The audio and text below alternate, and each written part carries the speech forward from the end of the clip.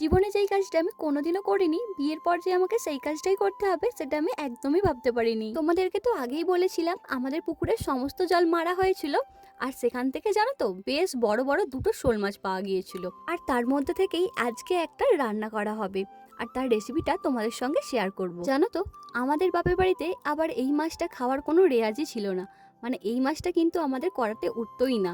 আর যেহেতু আমার এখন বিয়ে হয়ে গেছে, তাই মা বলল এখন এই মাছটা আমি খেতে পারি। এমনিতে তো মোটামুটি আমি সব রকমেরই মাছ রান্না করতে পারি, আর যেহেতু এই মাছটা আমি প্রথম রান্না করছি তাই আমারও কিন্তু একটু ভয় ভয়ই লাগছিল। যেহেতু এটা পাকা শোল ছিল তাই বাবা বলছিলেন এটা খেতেও নাকি খুব ভালো হবে। মাছটা দিদিই আমাকে কেটে ধুয়ে নুন আর হলুদ মাখিয়ে দিয়ে গেছে।